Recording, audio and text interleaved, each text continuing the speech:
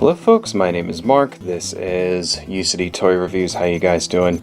And today we're taking a look at the Dr. Bone figure from the Flexzors line by a company called Zoloworld. So, if you're not familiar with Zoloworld, it's a company that puts out 5.5 sort of Masters of the Universe style fantasy figures. And what they are is they are sort of modern homages to old He-Man knockoff lines from the 80s. So they put out, like for example, a couple of lines that were made by Remco back in the 80s. They've sort of reissued those. Well, not really reissued, but they've made new versions of them. For example, the Warrior Beasts, and then there's another one called Pirates of the Galaxies. So they put out new figures in those lines. And then a few other ones, you know.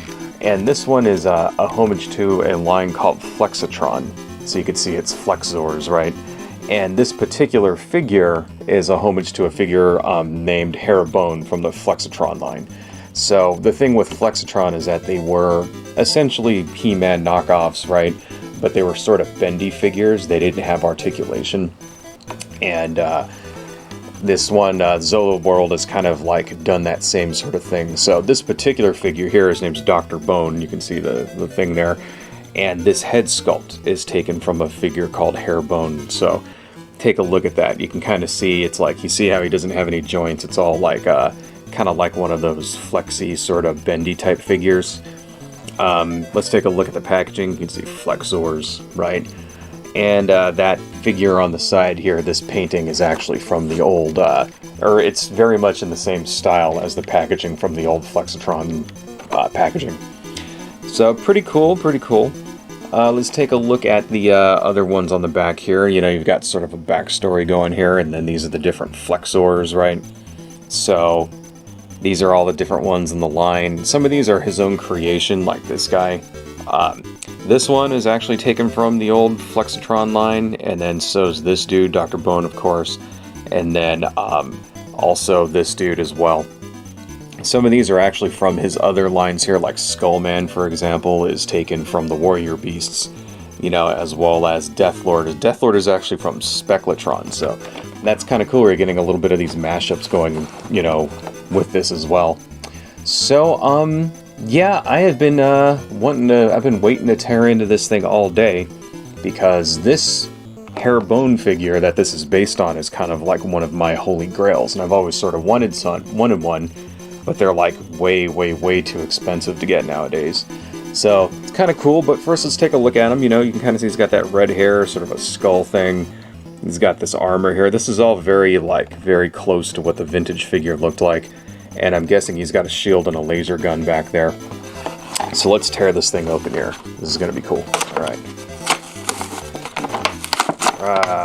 Awesome. There we go. Here goes our figure.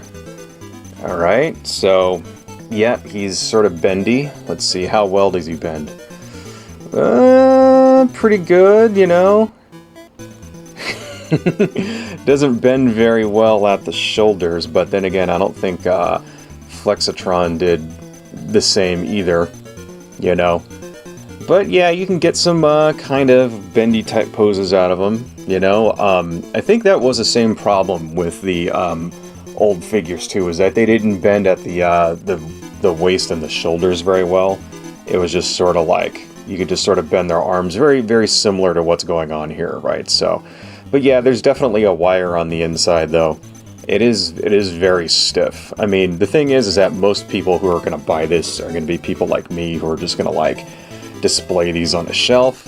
So, but it is pretty tough, you know. If a kid was playing with this, it would actually be robust. It doesn't feel like it's gonna snap. Like sometimes with these bendy type things, like the wire on the inside will break, you know.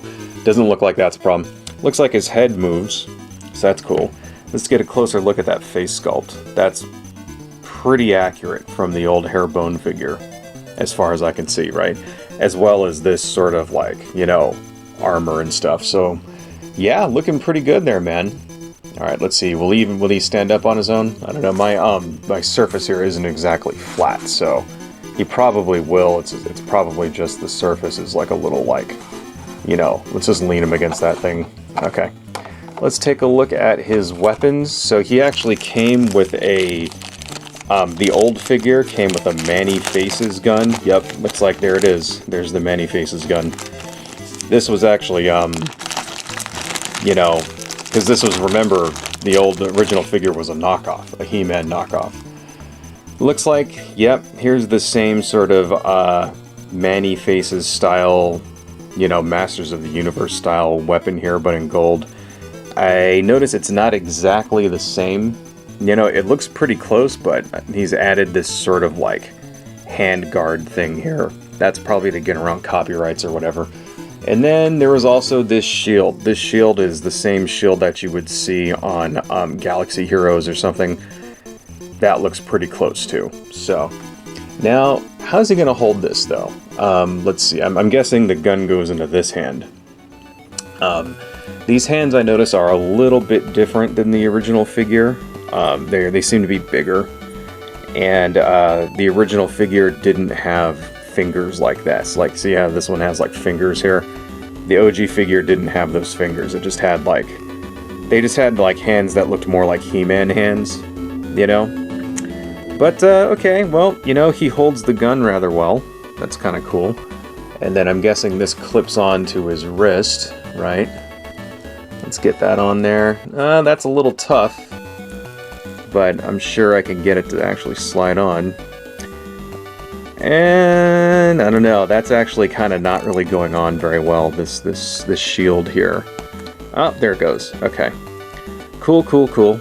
Alright, so here he is with his gun and his shield. So, you're not gonna get, it doesn't really look like you're gonna get very much in the way of action poses out of this dude. You know, looks like he can kind of hold his gun out like that, but you can't even really get him to point it forward, really. It's just sort of like this is the best you're gonna get out of him as far as getting it to point forward. So it doesn't really bend at the shoulder. Like, if he could bend at the shoulder, he'd be able to point his gun forward a little more, but that's just sort of how bendy figures always were. I've never actually held an original Harebone figure in my hands before, so I don't know how well the bendy articulation stacks up to it, but I would imagine it would be very similar to this. But yeah, and you know, that's the thing, is that people that are buying this are, you know, this is very much for adult collectors, because kids nowadays are going to have no idea what this even is. And plus the fact that these things are like, you know, 30 bucks or whatever. I don't think people are going to be buying these for their kids. So just to kind of show you, this is another figure that Zoloworld puts out. This is a Death figure, which is actually a homage to a Spectratron figure. And you can kind of see it's like, it's slightly taller. So this is 5.5 inches. So this is slightly taller. This is maybe 6 inches tall, maybe 5.75 inches, so, but you know, they fit into each other. They fit in pretty close on the shelf, you wouldn't even really know. And then just to kind of show you what they're going for, this is, of course, He-Man from the 1982, you know, Masters of the Universe series, right? This is one of the original vintage He-Mans.